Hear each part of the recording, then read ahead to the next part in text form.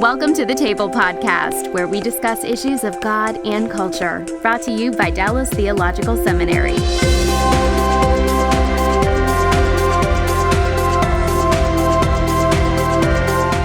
Welcome to the Table Podcast, where we discuss issues of God and culture. I'm Mikel Del Rosario, Project Manager for Cultural Engagement at Dallas Theological Seminary.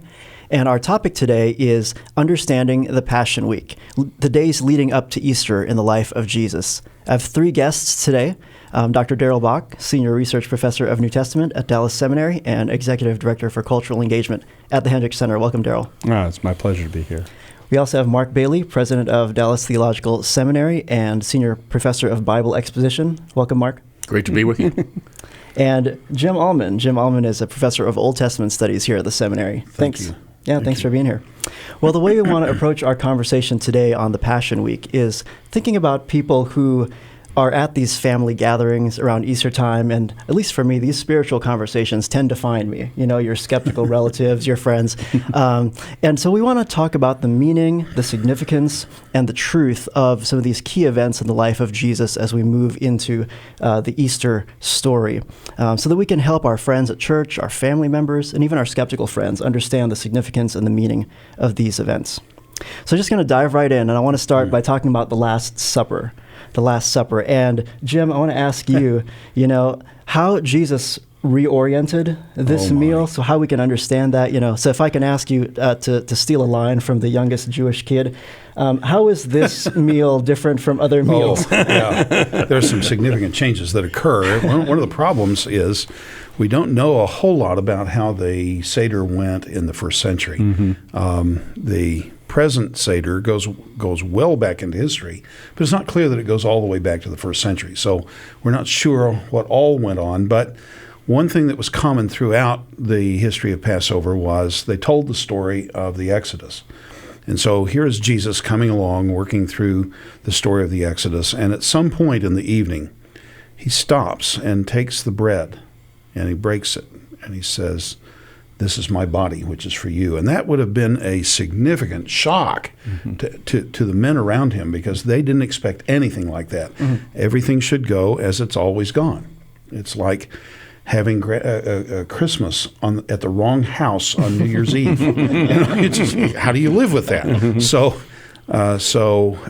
they're probably as puzzled at that as anything that Jesus said.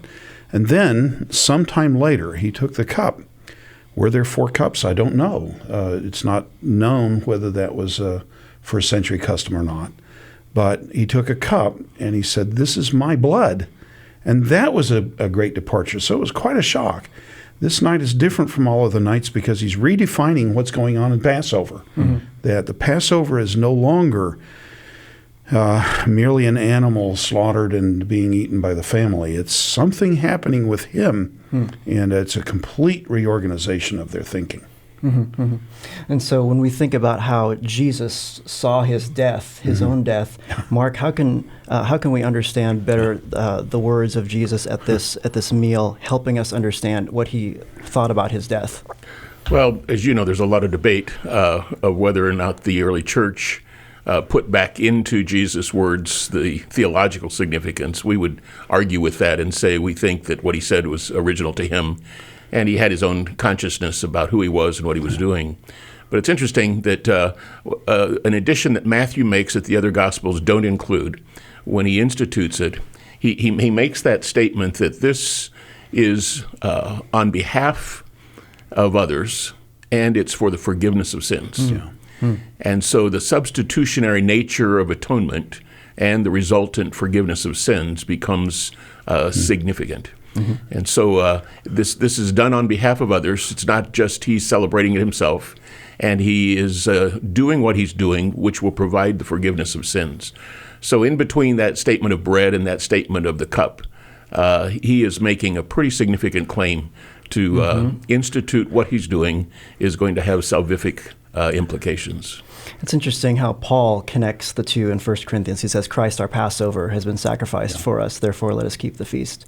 As we think about the kind of authority then that Jesus is assuming here, Darrell, how do we understand how high this level of authority is that Jesus assumed? Well, he's doing several things. He's, first of all, affirming that he's about to cut a new covenant. And whether it's worded as the covenant in my blood or the new covenant in my blood, everyone knows there's only one covenant left to be activated if the Davidic son is present and if the Abrahamic promises are being met by the program of God.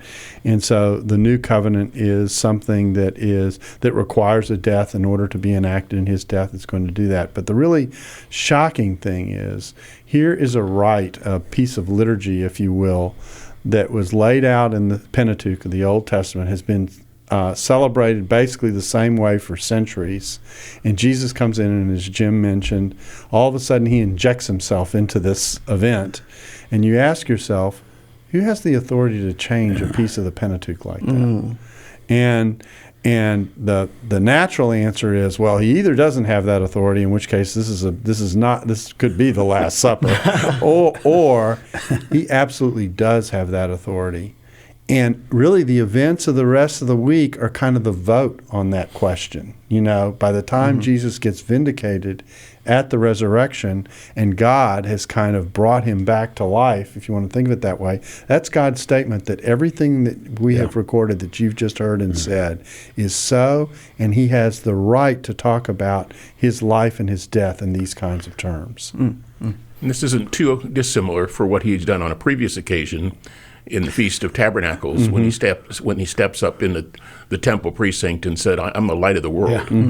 You know, in light of the cultural background of them celebrating that, and then the Feast of Dedication or the Feast of Lights later, he is making some major claims right in the face of Jewish tradition. And this one in his last week sort of culminates a series of those that he's done. But this is no minor one for sure. And not least there is what had to be the most appalling thing that Jesus said to the disciples. This is my blood. Drink it. That's a change. That represents a massive shift from the Old Testament. So something new is going on. Yeah. And the early church learned from this lesson, because when we get to some Old Testament texts that naturally would be directly connected to the God of Yahweh, to the God of the nation, they get specifically applied to Jesus going into that slot. And so it's the same kind of substitutionary move and the same kind of indication of authority that we're dealing with. So there's a lot going on here between the bread and the cup. There's a lot happening. Yeah, and he introduced that back in John chapter 6, where he said, "If you eat my flesh and drink my blood, you have eternal life." Yeah, you know, and they're wondering, are you talking about cannibalism or what? And but in that bread of life discourse, he equates that appropriation of bread and the cup with his life, and he uses that eating imagery as a symbol for faith. Absolutely. And so in John 6:35, he says it this way. He said, "I am the bread of life. He who comes to me will not hunger, and he who believes in me will never thirst." And on the heels of that, he says, "But I say this, that you have seen me, and yet you do not believe." And so eating and drinking is put in as similar as a simile, or as a metaphor for the appropriation by faith in what who he is and what he's going to do. Nobody there could have ever thought of the Lord's Supper. Right. But nobody reading John can read it without thinking about the Lord's Supper. Right. Exactly right. Yeah, and even the image of bread, something as simple as bread, is pointing to this sustenance, the spiritual sustenance that Jesus represents. In the ancient world, you didn't survive without bread; it was your food. And so, to say I am the bread of life, you could almost say I am life, and you'd be saying the same thing. Exactly.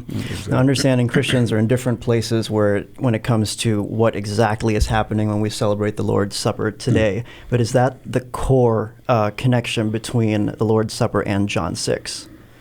But by which you mean? The idea that by participating with Jesus that we receive life. Yeah. Yeah, I think, again, it's the appropriation of Christ by faith is the emphasis in that discourse of the bread of life. It's interesting, in light of the various views of the Lord's table, that he practices it before there's ever a death.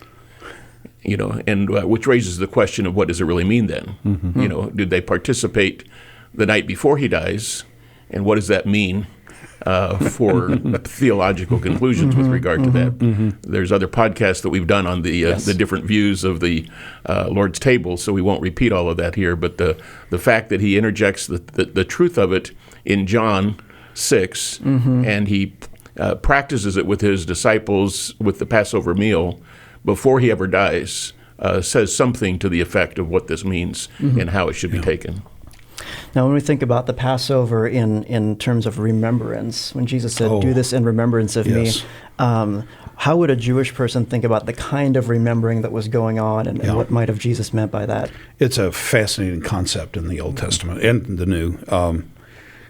I always start this by saying, when in Genesis 8, God remembered Noah, mm-hmm. had he forgotten him?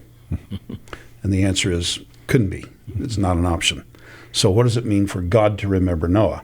It means for God to go to work on the basis of what he knows and act on behalf of Noah. So when he says in Hebrews, or indeed in Jeremiah 31, their sins and their lawless acts I will remember no more. It's not that he can't remember our sins. Mm-hmm. It's that he's not going to act against us mm-hmm. in light of those sins. So if, as Paul does it in the 1 Corinthians 11 passage, he uses memory in both the cup and the bread. Do this to remember me. Mm-hmm. The point is, if the application of the blood of a bull can cleanse someone from contact with the dead, Hebrews 9 says, how much more shall the blood of Christ cleanse our conscience from dead works to serve the living God? Mm-hmm. So if I can take the cup at the table and walk away with a defiled conscience, I'm not remembering Jesus, because mm-hmm. I'm not acting upon what I know. I'm not trusting the truth of the value of the blood of Christ. So to remember is to act upon what you know. So to so respond to the work of Christ that even though you may not have a clean conscience, you don't act like you don't. You act like Christ's blood is more powerful, more truthful than your own conscience is. Mm-hmm. And take it serious and live in light of the mm-hmm. fact. Mm-hmm. So there's a sense of active participation there. It's kind of like, hey, we were all on Mount Sinai together, and mm-hmm. I came out of Egypt. Yeah. And so Jesus is applying that kind of thing. That's the Passover idea, but mm-hmm. when we come into the Lord's Supper, this memory issue is critical. You must, for an Israelite, you remember that you were part of Israel, and you're to think of yourself as having participated personally in mm-hmm. that event. But now I'm to think of myself as having personally participated in the work of Christ and received the benefits of it. Wow. To live in faith in that. It's a massive idea. Yeah. That introduces the whole theology of the cross in the New Testament. Mm-hmm. What is the practical outworking in sanctification of our remembrance of our justification? Mm-hmm. In terms of he died, he bore our sins on his own body on the tree, that we might die to sin and live, for righteousness. Yes. So the practical outworking. And so I think, Jim, like you said, coming to the table, the contemplation of that is all that this means, all that it took. I can never forget, and I must remember, because that'll change the way I live.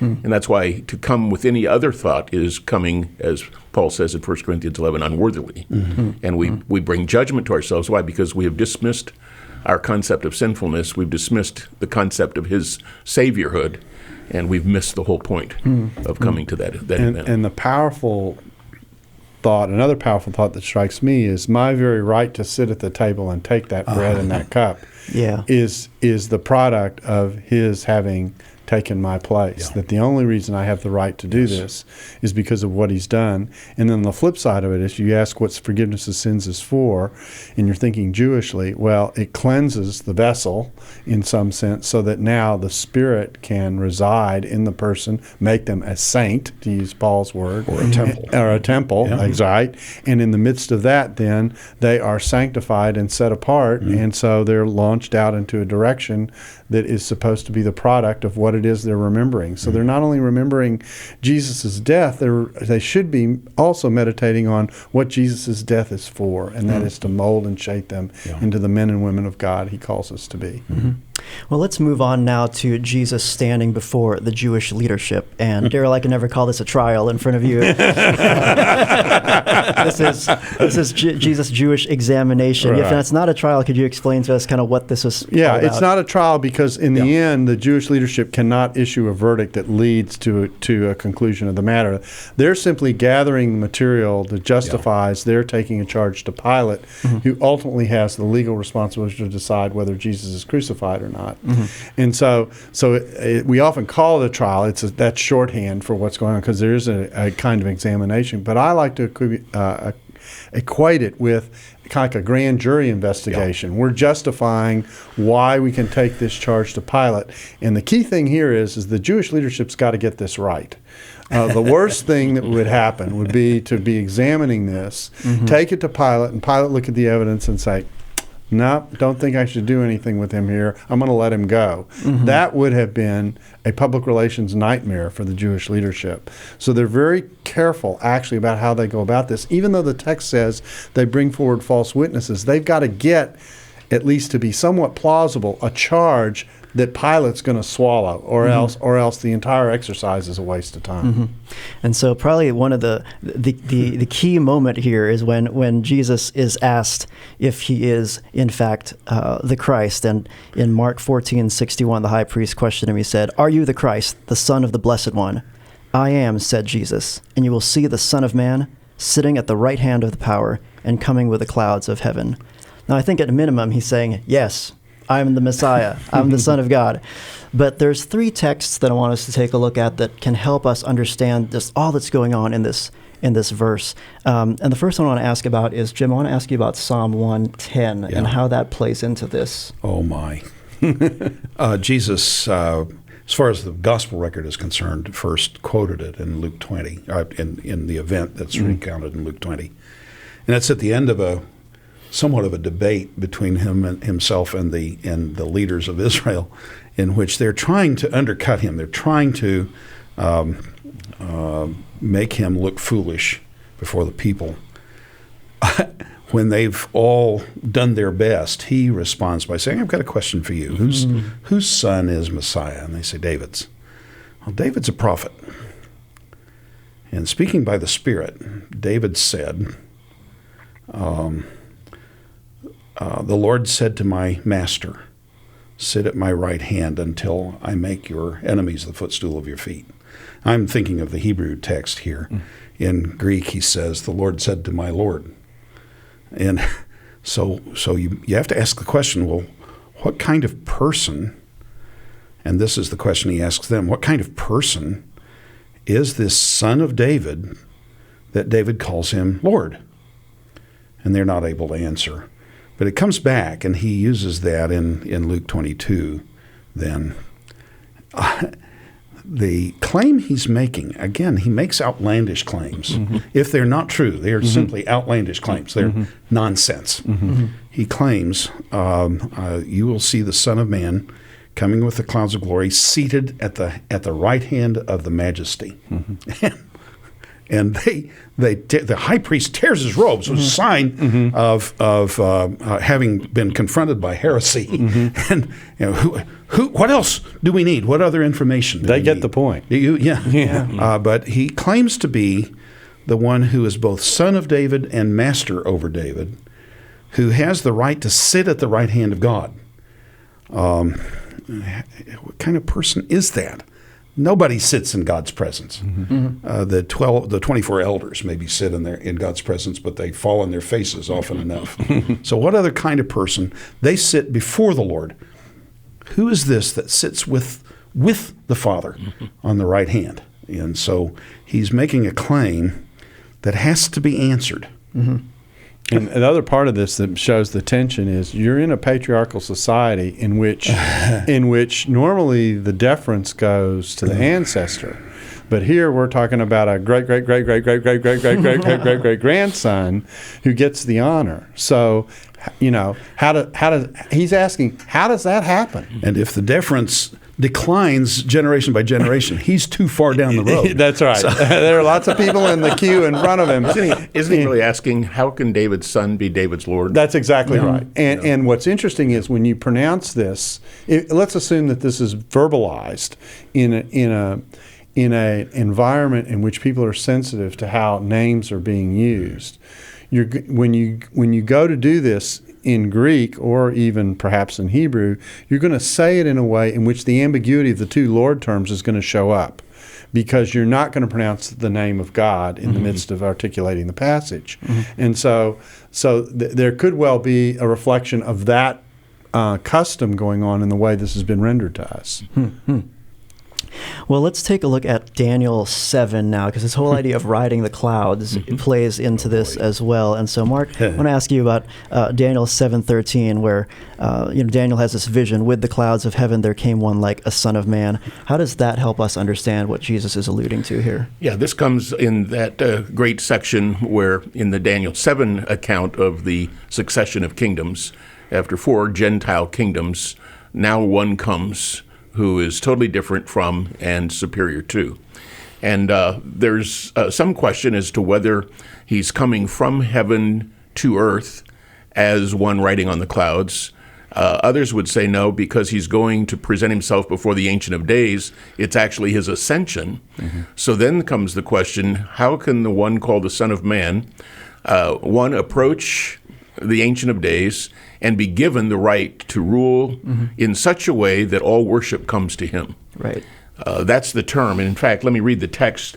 It says, and I kept looking in the night visions, and behold, with the clouds of heaven, one like the Son of Man was coming, and he came up to the Ancient of Days and was presented before him. When this gets quoted in the Gospels, it's always in reference to the second coming. When he comes in the clouds at the second coming in all the gospel passages. But the question might be, is this an ascension to gain that control and that authority? And some have applied it to the ascension of Christ, because it's through the resurrection and the ascension that he declared him to be both Lord and Christ. And then the gospel expectation is, if I am who I am, and I am the Son of Man who will come on the clouds, then I've already, what's presupposed in Jesus' mind is, I'm going to go get the authority and I'm going to come back. And that fits some of his other explanations. But regardless of whether he's coming from heaven as the Son of Man, and it's speaking of incarnation of the Son of Man, he says he was presented before him, and to him was given dominion, glory, and a kingdom, that all the peoples, nations, and men of every language might serve him. His dominion is an everlasting dominion which will not pass away, and his kingdom is one which will not be destroyed. The very term that's used in this passage is a term of worship. In the Aramaic section of Daniel, it's a term that's used of worship that's only worthy of deity. Interesting. So Daniel 7:13, and this idea that someone who rides the clouds is doing God stuff, that's not something that non-divine beings do. Is that right? Exactly. Yeah, throughout the Old Testament, the riding of the clouds imagery is heavenly beings, who have access to heaven and the authority of heaven. And so one like the Son of Man, therefore we have a human being who has heavenly authority. And so that the images are both in terms of enthronement idea, that he gets the authority to rule, and the ultimate eschatological return to exercise that rule. And so it's very much a strong argument for, obviously, the deity and the authority of Christ. We're seeing this authority just get ratcheted up higher and higher as we keep going here. There's a text now that most people probably haven't heard of. It's First Enoch, and most of us don't have our devotions in First Enoch in the morning. But First Enoch 62 talks about this judgment day, and I want to read a brief passage, and Darrell, I'm going to ask you to help us with this. First Enoch 62, 3-5 says, "The high officials shall see how he sits on the throne of his glory. They'll be terrified. The pain will seize them, and they will see the Son of Man sitting on the throne of glory." Help us understand what this means for the Jewish leadership hearing this from Jesus. Well, the interesting thing about a text like this, is we're not suggesting it's scripture or anything, but it shows you how Jewish people were thinking about this category at the time. This text from 1 Enoch comes from a work, it's actually a composite work, of which one of the sections is called the Similitudes, or the Parables of Enoch, probably written in the turn between BC to AD. Some people even think that this was written in Galilee. Jim Charlesworth of Princeton and I edited a book together in which we talked about the origins of this text and where it comes from. And this was one of the things that we think is quite possible. And so the point is, if you want to know how the Son of Man figure is seen in the ancient times, and you want a Jewish text of the time to show you kind of what they're thinking about, that's it. So when Jim mentioned earlier the priest tears his robe, he's understanding what it is that Jesus is claiming. Now, he doesn't believe it, so he tears his robes, but he understands the claim. If Jesus is not who he claims to be, then what he's uttered is blasphemy. But if he is who he claims to be, then he's proclaiming that God's going to exalt him, and one day he's going to be their judge. So imagine, the paraphrase that goes like this: you may think I'm on trial here and that I'm in trouble, but you can do with me whatever you want. One day God's going to vindicate me, and after that vindication, you're going to be looking into my eyes. That's a pretty powerful statement that he's making. And again, we're back to the question we asked earlier, which is, who's able to sit in God's presence and get away with it? And so all this is coming with this territory. So this is a very significant claim. It actually is the reason Jesus got crucified. He got crucified because he said this. What need do we have of other witnesses? This was the basis upon which they took the charge on to Pilate. So the real irony is that Jesus is crucified for a statement that he makes that enables him to die for everybody. Now that is powerful and profound to reflect on. He really took himself to the cross. The irony, as I understand it, there were three ways you could commit blasphemy. You could commit blasphemy by adding to God what was not true of God. That God's capricious, he's inconsistent. You could take away from God attributes, or you could be claiming equality with God. And so Jesus is, in one sense, claiming to be equal with God, having godly authority. And so the charge of blasphemy is almost on all sides of that. They're thinking that he's really done it. This is it. This is it. And the irony in the account is that in the religious trials, they are accusing him of blasphemy, when in reality, for them to deny him being deity is blasphemous itself.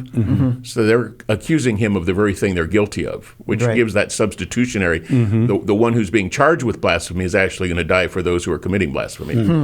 And the charge in the religious or in the political trials is treason, insurrection.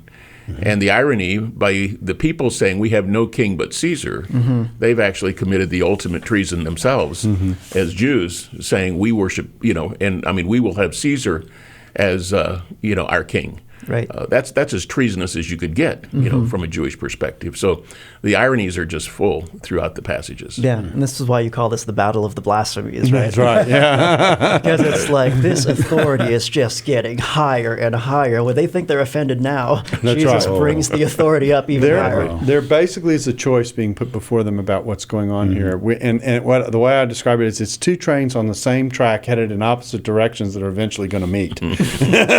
And so you've got a claim of exaltation coming this way from Jesus. You've got a perception of blasphemy coming this way from the Jewish leadership. And in this trial, they clash. And then the question becomes, at a literary level in the text, who's right? Whose judgment about this is correct? And of course, the rest of the week is the play out on that, and we get God's vote with the empty tomb. So, and so, lo and behold, we get the exaltation that is the sign. Yes, Jesus made a claim of exaltation, and God exalted him. Now, in the words of that famous commercial, you make the call. So, Mark, you mentioned earlier this change of the charge from blasphemy to sedition when they get him to Pilate. Expand on that a little bit more. Why did they have to switch that up to bring him to Pilate? Well, I think it's if there's a couple of reasons. One, if we can't really prove him wrong, we've got to find a charge that the Romans will accept, because the Jews were not allowed to put somebody to death, even though the Herodians and the Pharisees had taken counsel earlier in his life. How could they get rid of him? So here's this religious political coalition again. We got to get rid of this guy somehow, some way. And so maybe we can get Rome upset. Maybe we can put the bite on Pilate and Herod to say this guy is so bad and he's going to lead a rebellion, and that's going to cause Rome to get upset.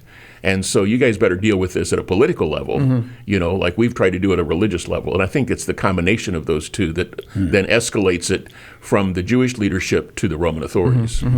Is it fair to say that his claim of messiahship can be translated to divine sonship, which can go to kingship, Sure. which now it's sedition? Yeah. And in fact, Pilate will play with the Jews a little bit. Here's your king. Right. King of the Jews. Now, he's not big enough to trump Rome, but he's your king, isn't he? And he's going to play with that very idea. But that is the linkage. Why was it so important for them to bring him to Pilate at this time? It seems like they were pretty rushed to do it. Because Pilate was in town. They didn't the less time they had to hold on to Jesus, because they didn't know what the popular reaction would be, the better. And the other thing that's interesting about this is that notice now that we've got a buffer in what happens to Jesus when we think about this historically. Who's the person who put Jesus into the Jewish leaders' hands? It's Judas, one of his own. Who's the one who takes care of Jesus on the other end when we get all done? It's Pilate. He's the one who gives the charge that leads to Jesus' crucifixion. So if you came to the Jewish leadership and said, you're responsible for Jesus' death, they go, wait a minute, slow down, okay? All right, one of his own turned him in, and Rome made the call. And so they've got insulation on both ends in terms of the events. Now, this has to happen, of course, because only Rome can crucify somebody. So they had to translate the religious charge into a political charge, because if you had come to Pilate and said, you know what, Jesus has blasphemed our religion, Pilate would have gone, so? Yeah, good for him. This is your problem, not mine, and it doesn't touch on Roman law. But the moment they come to him and say, he's claimed to be a king, and you didn't appoint him as a king. My joke is the Romans believed in law and order. You follow our law or we'll put you in order. And so that's exactly what's going on here. Yeah. Well, we move now to Jesus' crucifixion. And there's a lot we could say about that, but I just want to key in on one of the more misunderstood parts of the account, where Jesus cries out, my God, why have you forsaken me? And on a simple reading of that, many people think, what is he? Is he thinking that Jesus, or rather that God has forsaken him, has really left him? But if we look at that as an allusion to Psalm 22, we find that there's more to the story than that. There's quite a lot more. In the first place, this is at the end of the hours of darkness that Jesus cries out. And it may well be that there are different approaches to this, but it may well be that God had forsaken him, and that's really the mystery of the atonement. What does that mean for God the Father to abandon God the Son? How can that happen? I don't even know what it means. I know the meaning of every word I just said. I just don't know what they all mean together. There's a mystery there. But Psalm 22 is a psalm in which David presents himself in such deep suffering, and he's opposed by significant people, powerful people, who ridicule him. He trusted in God. Let him deliver him if he takes pleasure in him. I don't know whether Jesus was praying Psalm 22 while he was on the cross, and they picked it up and used that to taunt him, or whether they, without really realizing it, quoted Psalm 22. And here is this one who is suffering profoundly. I can count all my bones. My heart is melted like wax. Just profound suffering. David himself, no doubt, had some such event in his life. We don't have enough of his story to know what it was. But as he recorded it, God led him to record it in ways that anticipate what's going to happen to his greater son. And in the outcome, it's fascinating. In some of the commentaries, Psalm 22 is actually treated as two separate psalms because people say, well, there's no coherence. After verse 21, it's too happy and it's too dismal before that. So how could there be any unity? There's an interesting factor in verse 21. The translations go in different directions here, but he says there, save me from the mouth of the lion, from the horns of the wild oxen. And then he uses a verb form that's unusual. In Hebrew, we would normally translate it as an indicative. But there's a rare usage of this form that's treated as a request. And so some of our translations read, answer me from the horns of the wild oxen. But what if I should take it as an indicative, as it normally would be, instead of appealing to a rare usage of the form? So, save me from the mouth of the lion.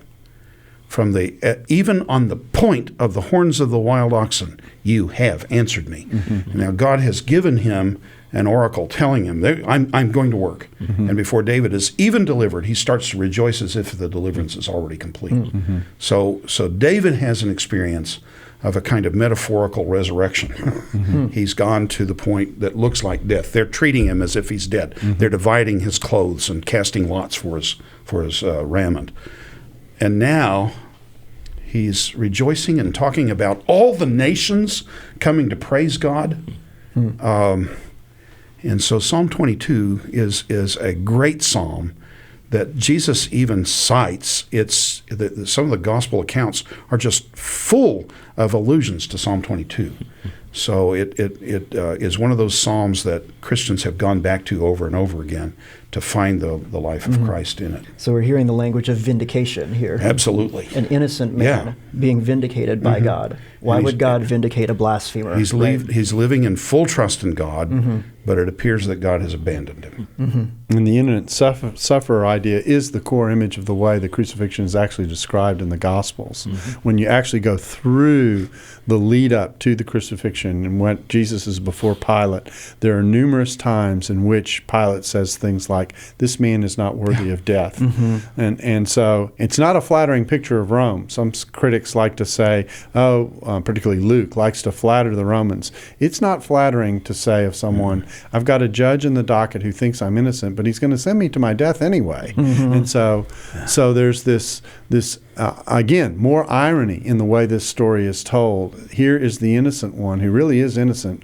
but he's suffering as someone who's committed a very serious crime. Mm-hmm. In fact, Luke goes out of his way,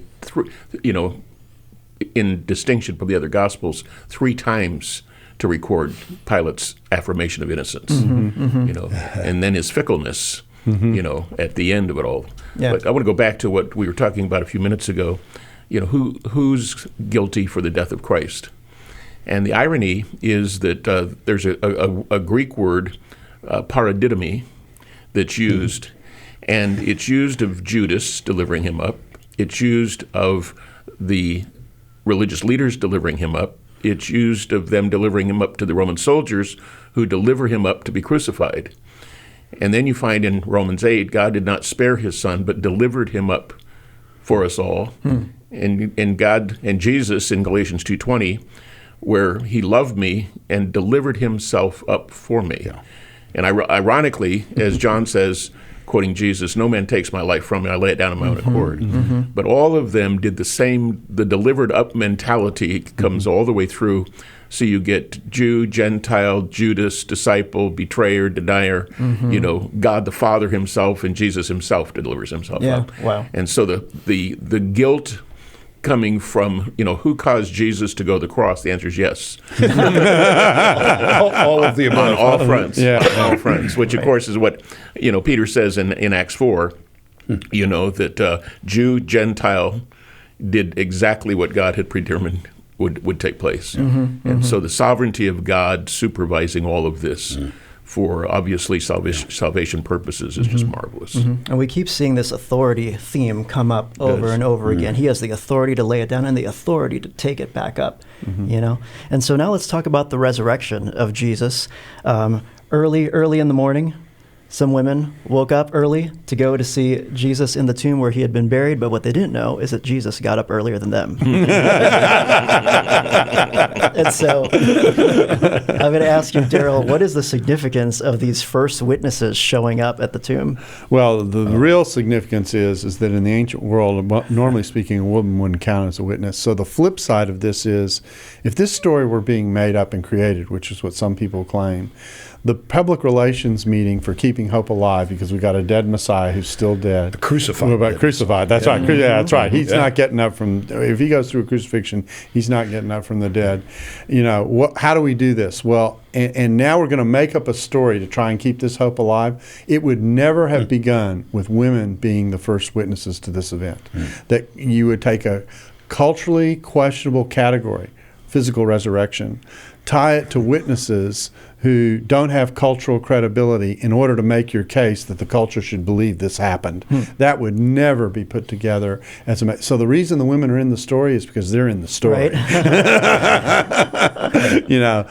That's the only credible explanation for why they're being there. Women could only testify in very limited circumstances in the ancient world, in certain kinds of cases. That's it. Otherwise, their testimony didn't count for anything. So this is a countercultural move that, interestingly enough, it's so countercultural that it shows that this story is not made up, that there's something going on here that caused the disciples to absolutely change their mood from being despondent and in despair to now having all kinds of joy and a realization that something really significant had gone on. And of course, that significance is the vindication of who Jesus is. We often at Easter preach the idea that he's alive and one day we'll be alive. But the real message of Easter at its core is God vindicated Jesus and showed him to be who he was, so that everything else that we talk about on Easter actually does matter. And talk about the tomb being in Jerusalem. How does that, just the physical location of the tomb, further enhance this evidence? Well, in the first place, it's probably not in Jerusalem. In Jewish cities, they never had burials in the city. It was always outside. So it was at Jerusalem, perhaps would be a good way to say it. Right. I've seen two kinds of tomb from the first century. One is a tomb that they have niches. It's kind of a central open space, and then they dig back into the rock and slide the body back in until it has deteriorated, and then gather up the bones. In the first century, put in a bone box. The other is like a small room with what looks like beds cut in the rock, and the body would be laid out on it. Given the description of what the apostles saw after the resurrection, I think it's probably this latter kind, but it looks like perhaps there's a bed there carved out on the rock. The head would be lifted up just like on a bed, a little bit, and in the feet perhaps. And so it's probably one of those two kind. But the latter may be better for what we read in the Gospels. And there's a door, you walk in, they would have rolled a tomb, perhaps a stone across it to seal it. Pretty heavy stone? Heavy enough that the women had no idea how they were going to open it. Yeah, that's right. So it was a hard rock place. So for the resurrection reports to go out in Jerusalem, even though the tomb was not in Jerusalem itself. The tomb was located fairly close to there. Not some far, far away place that no one could go check this out. Just outside the city gate, probably. Right. And it would have been probably a fairly well-known place. Nicodemus is a very well-known leader in Judaism in the first century, and so surely would have been a fairly well-known place. Anybody would have known pretty much. Anybody who was anybody in the city. Yeah, the controversy about where Jesus is buried still exists with us today in terms of what the location is, and there's debate about whether the Church of the Sepulchre is the appropriate traditional place. It now does appear that it was located outside the city in the first century, and the interesting thing is that there are records of pagan shrines being built on top of it in order to show the reclamation of a formerly Jewish sacred site. So there are some indications that location may actually be accurate. So although today, if you walked in, you'd say, this is surely in the midst of Jerusalem, in the ancient world, it looks to have perhaps been on the outside. So it may actually be the location of where Jesus was buried. When we take teams of people to Jerusalem, we'll take them there, and then we'll take them to what's called Gordon's Calvary, or the Garden Tomb, as it's popularly called. And what I like to tell people is take this imagery of the Garden Tomb that's well kept because it was a well-kept garden, etc., and transpose that on the map over to the other location and fix that, because there's as Darrell says, there's very good early attestation of the site, though it's obviously been fought over for centuries and continues to be. Our guide in Israel said he asked the chief archaeologist of Jerusalem, what do you think? Is this the tomb at the Church of the Holy Sepulchre? He said, yes, I think so. He said, are you absolutely certain? He said, I'm 90% certain. He said, what about the other 10%? He said, we leave that for discussion. Well, the time has just flown by, but I think what we're seeing here is this theme of authority that keeps coming up. That Jesus is claiming total authority over the representatives of God on earth. And that the resurrection really is the vindication, God's vote, as you say, in the discussion. And so if you could give one sentence on the meaning of Easter for our viewers, you have one sentence, but what would you say? I love the passage in Romans where he says he was declared to be the Son of God with power through the resurrection of the dead. Yeah. It is the crowning proof of his identity. And when Paul spoke at Mars Hill, he said that God proved that he had the right to be both Redeemer and Judge because he had appointed a man, vindicating him by the resurrection. And so it's that resurrection that vindicates him to be both Redeemer and Judge of all people. Yeah. I love how in 1 Corinthians, Paul says that if Jesus didn't rise from the dead, then Christianity is false. Yep, exactly. But the converse is also true. Exactly. That if Jesus did rise from the dead, he is who he claimed to be. And Christianity is true, and eternal life is possible and available to you. So we thank you so much for being with us on the Table Podcast. Thank you, Darrell, for being here. My pleasure. Thank you, Mark. My privilege. And thank you, Jim. Thank you for the invitation. You guys have a great Easter. We're happy that you joined us. Please join us again next time on the Table Podcast here at Dallas Theological Seminary, where we discuss issues of God and culture. Thanks for listening to the Table Podcast. For more podcasts like this one, visit dts.edu/thetable. Dallas Theological Seminary. Teach truth, love well.